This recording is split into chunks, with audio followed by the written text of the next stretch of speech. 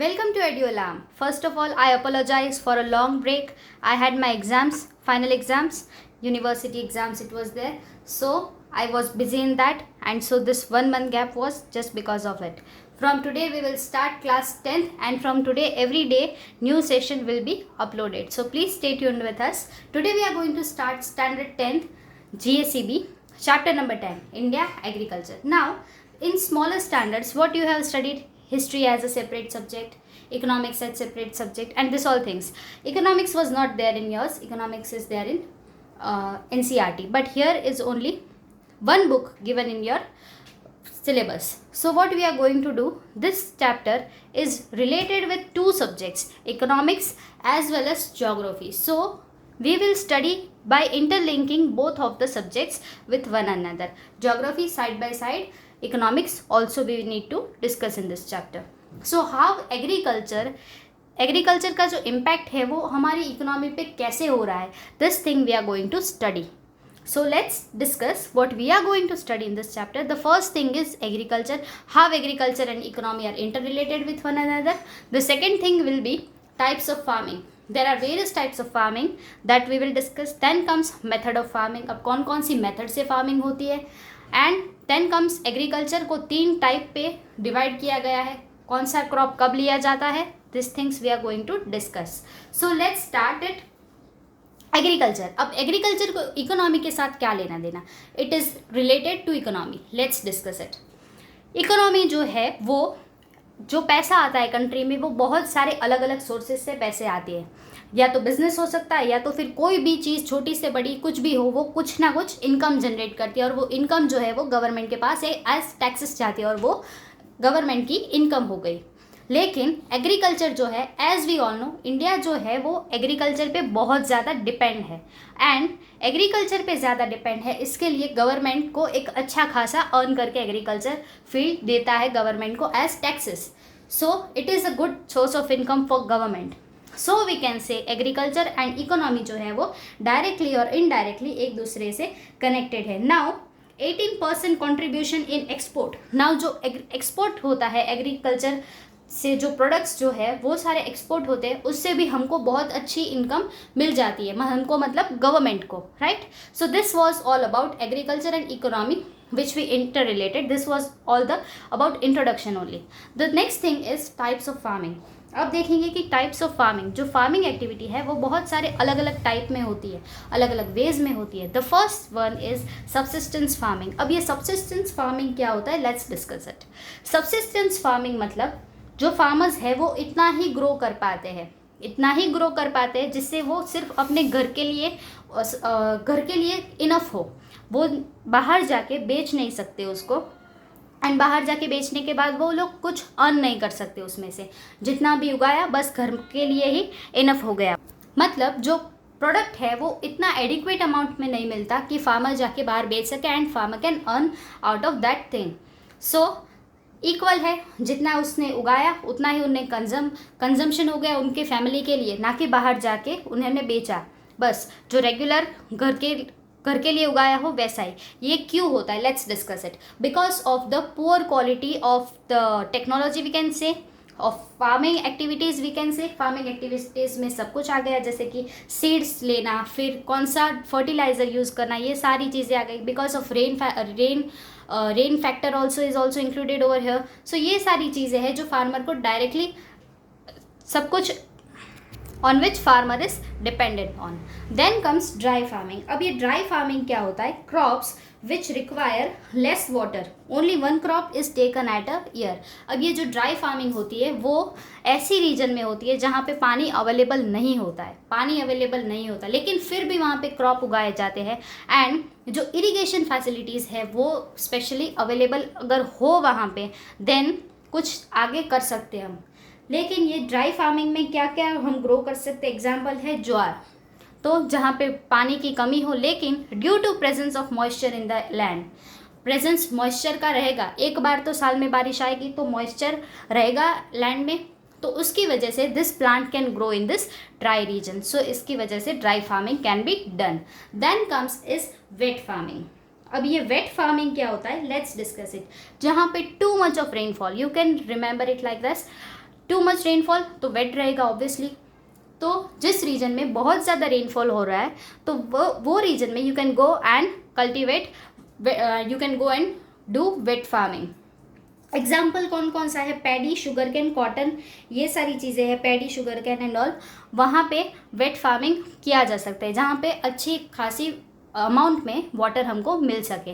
Then what comes is shifting. अब ये shifting cultivation क्या होता है, let's discuss it. Shifting cultivation can be also known as jhum cultivation. अब ये इसमें क्या होता है, इसमें अगर फार्मर के पास वन और मोर than one, sorry not one but more than one, 2, 3, 4, 5 जितने भी लैंड हो, लेकिन एक फार्म के पीस में it is not possible, farmer must have more than one piece of land. तो इसमें क्या होता है, suppose let's take an example, if a farmer is having 3 piece of land, A, B and C। अगर A farm में उसने कुछ grow किया, हार्वेस्ट कर लिया, एंड जो B एंड C है वो खाली उसने एम्प्टी लेफ्ट कर दिए, then what will happen is A farm को हार्वेस्ट करने के बाद farmers what they do is they burn out that particular land। अब ये लैंड जो है वो बैरन रहेगी थोड़े टाइम के लिए और फिर दूसरे लैंड में शिफ्ट कर देंगे farmer. This is why it is called shifting cultivation. Land B में चले जाएंगे, जब तक उसकी जो फर्टिलिटी है वो रीगेन होगी तब तक बी फार्म में जाएंगे, ऐसे ही करके सी फार्म में जाएंगे। तब तक क्या होगा, जो पुराने फार्म थे ए एंड बी, उसकी जो फर्टिलिटी है वो धीरे धीरे करके रीगेन हो जाएगी, and this is how the cycle goes on. So this was all about shifting cultivation. Now government has taken certain steps and government ऐसा प्लान भी कर रही है कि इसको बैन कर दिया जाए। Because of this shifting cultivation क्या हो रहा है कि फार्मर को तो अच्छा खासा मिल रहा है, लेकिन जो लैंड है वो कहीं ना कहीं लैंड को हार्म कर रहा है, the shifting cultivation. So this was all about it. The next thing that we have is plantation agriculture. Now ये प्लांटेशन एग्रीकल्चर में क्या होता है, महंगा वाला agriculture, you can say it, remember it like that. अब ये प्लांटेशन एग्रीकल्चर में क्या होता है, ग्रेट केयर, बहुत ज़्यादा ध्यान रखना पड़ता है प्लांट्स का, क्रॉप्स का। Then what comes is great investment, great care, great investment, then great skills, and this all things are required in plantation farming, plantation agriculture। सब कुछ अच्छा चाहिए इसमें, आपके पास स्किल अच्छी होनी चाहिए, आपका फार्म अच्छा होना चाहिए, आपके पास इन्वेस्टमेंट अच्छा होना चाहिए, then and then only you can go for plantation farming, plantation agriculture. So this was all about it. Let's take another example कौन कौन से हैं, रबर हो गया, टी हो गया, कॉफ़ी, कोकोनट, ये सारे apple and all this are the example of plantation farming. As you can see ये जो प्रोडक्ट है, ठीक है, जैसे कि रबर हो गया, टी, कॉफ़ी, इसका जो प्राइस है वो वीट एंड उससे ज़्यादा है। क्यों ज़्यादा है, you can relate it again कि जो वीट है उसको कुछ इतना ज़्यादा केयर नहीं चाहिए, केयर चाहिए लेकिन इतना ज़्यादा नहीं चाहिए जितना एक कॉफ़ी को लगता है, जितना एक टी के लिए लगता है, जितना लेबर इसमें लगता है वो वीट में नहीं लगता कहीं ना कहीं। सो this is why this plantation farming जो है उसमें स्किल की भी ज़रूरत है, इन्वेस्टमेंट भी ज़्यादा है, तो this is but obvious that farmers will charge more.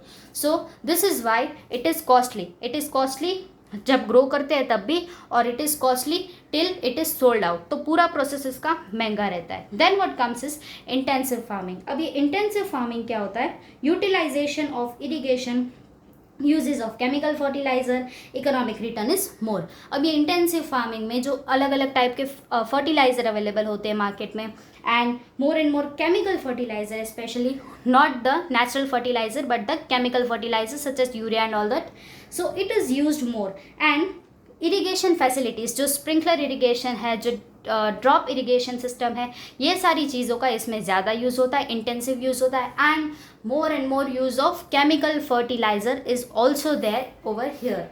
Now this was all about type of farming. The next topic which we will study is method of farming. अब method of farming है वो 3 type में farming की जाती है। First of all is organic, second one is sustainable, and third one which we have is mixed one. अब ये organic farming क्या होता है, आजकल ये ऑर्गेनिक फार्मिंग बहुत ज़्यादा चल रहा है। Let's discuss organic farming. Organic farming में क्या होता है, it is the method of farming in which urea और any other chemical fertiliser is not at all used.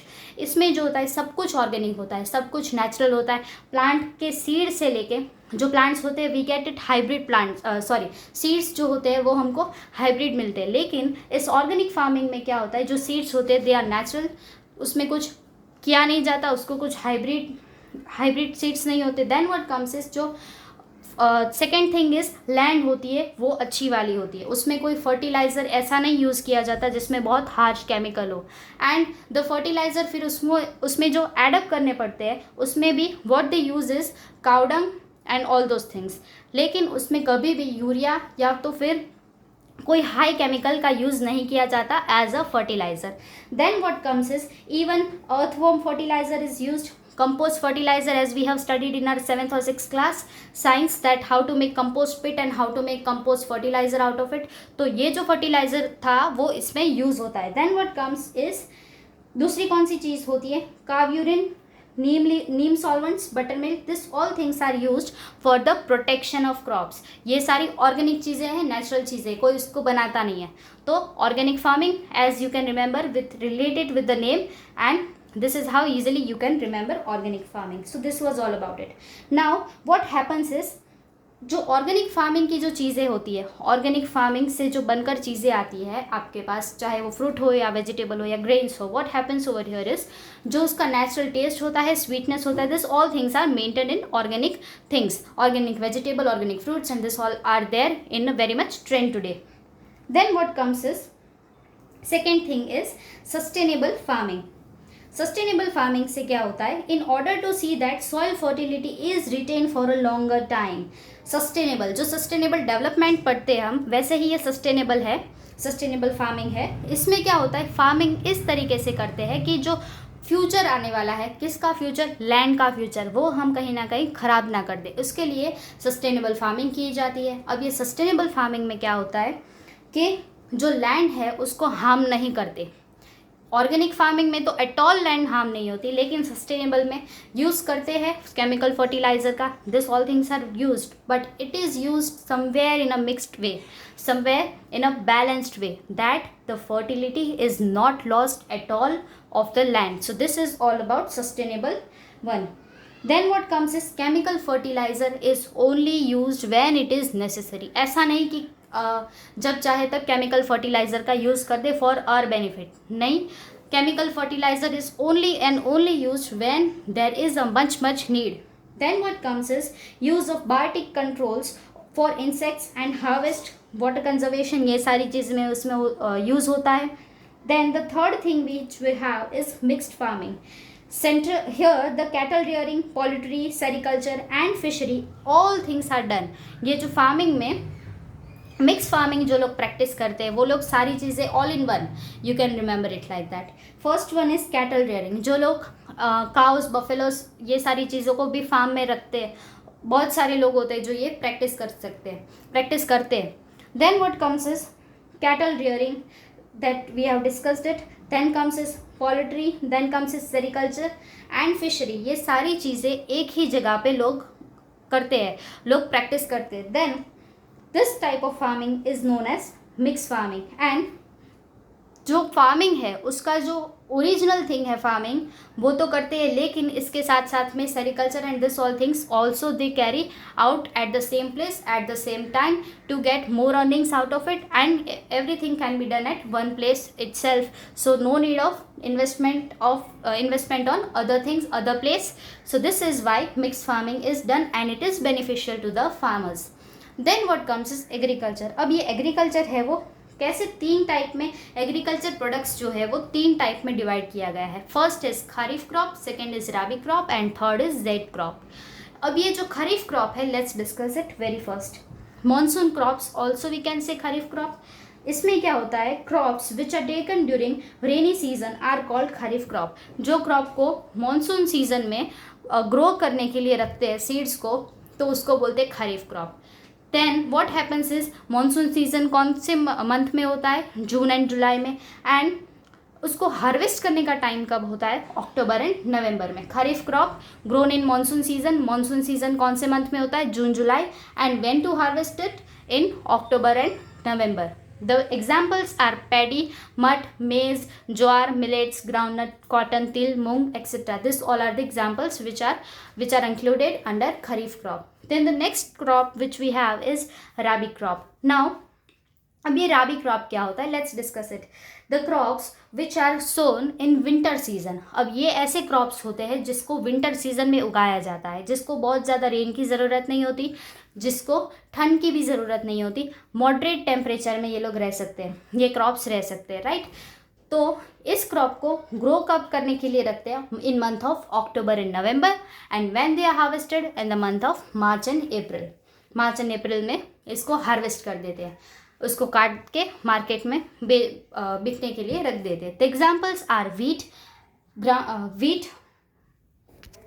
gram, barley, mustard, line seeds, this all are example of rabi crop. As you can see, जो मार्च और अप्रैल का month होता है, मार्च probably वहाँ पे होली का month होता है, what you can see is wheat, new wheat तब आता है मार्च महीने में, so you can relate it and you can remember it like this. Then comes is zaid, जो समर क्रॉप्स होते हैं उसको बोलते हैं हम जेड। तो crops which are grown during summer are called zaid crops. अब जो क्रॉप को, जो सीड्स को हमने समर सीजन में ग्रो करने के लिए रखना है, तो ये क्रॉप को हम बोलेंगे जेड क्रॉप्स। अब मार्च और जून जो मंथ है वो गर्मी का मंथ है, समर सीजन है, एंड एग्जाम्पल्स आर पैडी, मेज, groundnut, cucumber, watermelon and muskmelon. This all were the example of ZAID crops. So this was all about the agriculture products of India. In the next session we will be discussing about food grains, different type of food grains, and also the government measures, and a vast things we will be discussing in our part 2 for this chapter. So stay connected with us. Don't forget to hit a like button and do comment in the comment section. If you feel any doubt, feel free to comment down, right? And please do subscribe our channel for the upcoming updates.